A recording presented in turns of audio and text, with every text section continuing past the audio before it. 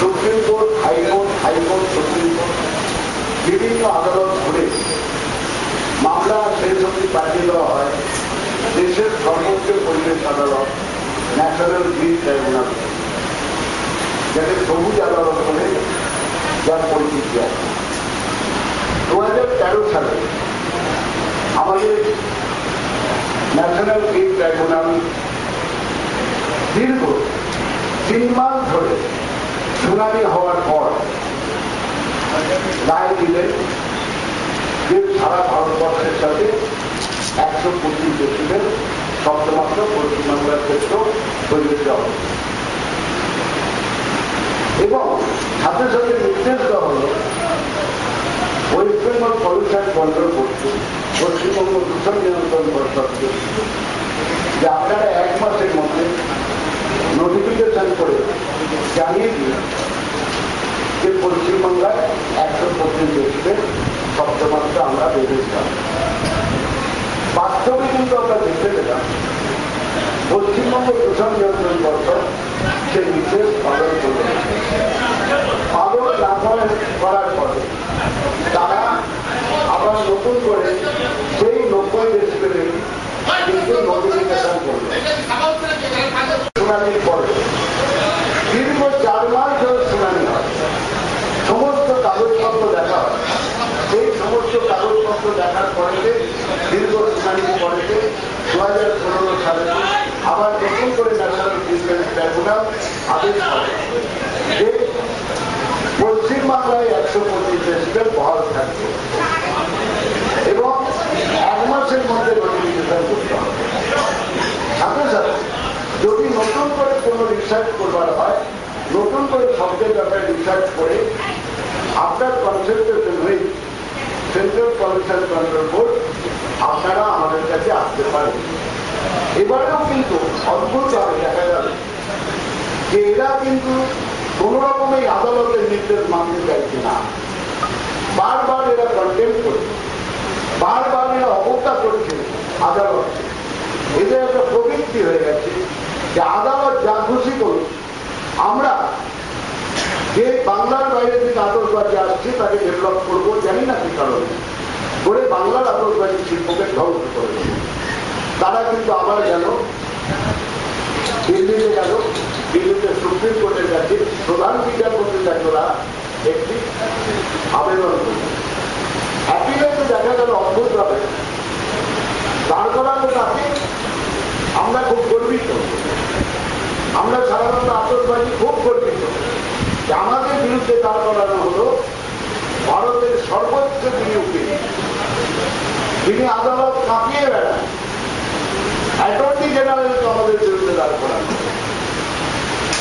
সেই attorney general দাঁড়িয়ে যেই মুহূর্তে বললেন আমার অ্যাপিল গ্রহণ করুন এবং আমার এই পেনশন গ্রহণ করে পশ্চিমবাংলায় এই মধ্যে 90 ডেসিবেল করে দিন। কিন্তু বাস্তবে দেখা গেল মাত্র 12 মিনিটের মধ্যে ভারতবর্ষের সর্বোচ্চ আদালতের প্রধান বিচারপতি তিনি নাকচ করে দিলেন এই আপিল। বললেন যে না, যে রায় বেরিয়েছে সেই রায় বহাল থাকে, আপনাদের যদি কিছু করবার তাহলে নতুন করে রিসার্চ করে আপনারা পশ্চিমবাংলায় গিয়ে জমা দিন ন্যাশনাল গ্রিন ট্রাইব্যুনাল। আমি আপিল গ্রহণ করলাম না। অদ্ভুতভাবে লক্ষ্য করলাম যে সাথে সাথে আরেকটা অ্যাপিল পিটিশন জমা করল।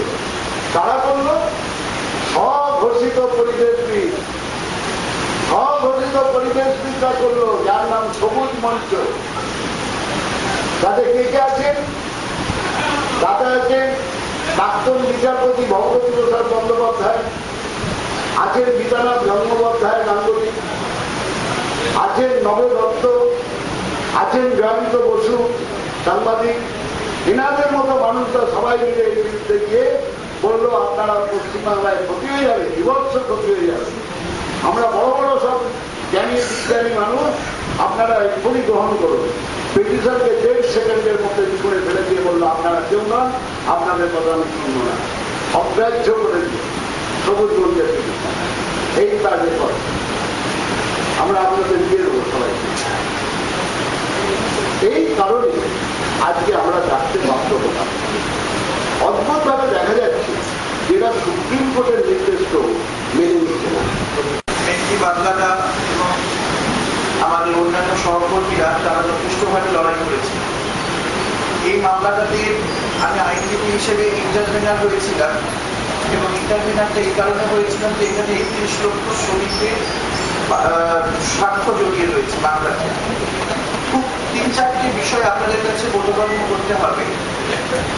সারা ভারতবর্ষের 29টা অঙ্গরাজ্যের মধ্যে প্রত্যেকটা অঙ্গরাজ্যে 125 ডেসিমেল করে বাজি ফাটাবার নির্দেশিকা বহাল আছে। কোন একটা অজানা কারণে পশ্চিমবাংলাতেই শুধুমাত্র বলা হয়েছিল যে 90 ডেসিমেলের ওপর বাজি ফাটানো যাবে না। এবং 1997 সালে সেই সময় পরিবেশ আন্দোলন বা পরিবেশ বিষয় নিয়ে যে সমস্ত সংস্থা বা পলিউশন কন্ট্রোল বোর্ড ইত্যাদি ইত্যাদি ছিল, তারা সেখানে একটা গেজেট নোটিফিকেশন করেছিলেন এবং তারা বললেন যে 90 ডেসিমেলের বেশি হলে নাকি মানুষের শ্রবণ শক্তির ক্ষতি হয় এবং ইত্যাদি এবং আরো একটি প্রবলেম হয়, যার কোনো বৈজ্ঞানিক ভিত্তি ছিল না। এবং সেই বৈজ্ঞানিক ভিত্তি না থাকবার জন্য এই মামলাটি নিয়ে যতবার বাজি অ্যাসোসিয়েশন গেছে ততবারই কিন্তু পরিবেশ দূষণ পর্ষদ যারা রয়েছে পশ্চিমবাংলার তারা ততবারই কিন্তু হেরে এসেছে। আমি জানি না যে পরিবেশ দূষণ পর্ষদ যারা চালাচ্ছে, আগেও যারা চালিয়েছেন বা বর্তমান যারা চালাচ্ছে, সেখানকার সায়েন্টিস্ট এবং যারা কর্মকর্তারা রয়েছে তারা কেন বারবার করে দিয়ে নিজেদের মুখ পোড়াচ্ছেন কোর্টের কাছে। থেকে শুরু করে যত মন্ত্রী আছেন তাদের সাথে ব্যক্তিগতভাবে আমরা বসেছি। ডক্টর অমিত মিত্রর সাথে আমরা বসেছিলাম, প্রায় 1 ঘন্টা ধরে আমি এবং সুমনবাবু বসেছিলাম, বসে বুঝিয়েছিলাম যে আমরা কত লস করেছি। কিন্তু কেউই আমাদের কোনো কথায় দাম দেয়নি। পশ্চিমবঙ্গ সরকারকে ভুল বোঝানো হচ্ছে বারবার যে আতঙ্কবাদী মানে শব্দবাদী পেয়েছে, এর পরে পশ্চিমবাংলাতে মানুষের ক্ষতি হয়ে যাচ্ছে।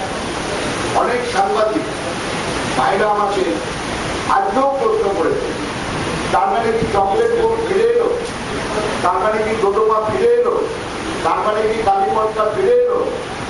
আমি বলছি না, ফিরে কিছু আসেনি, যা ছিল তাই থাকছে। 125 ফিরে এলো। 125 শব্দমাত্রার মধ্যে যা যা বাজি হয় পশ্চিমবাংলায় তৈরি হবে এবং সাধারণ এই 31 লক্ষ মানুষ যারা যুক্ত তারা এই 31 লক্ষ মানুষ এই শব্দমাত্রার দিকে তারা করে কমে খাবে। নাম্বার 1। নাম্বার 2, আমরা কিন্তু হুঁশিয়ারি দিচ্ছি।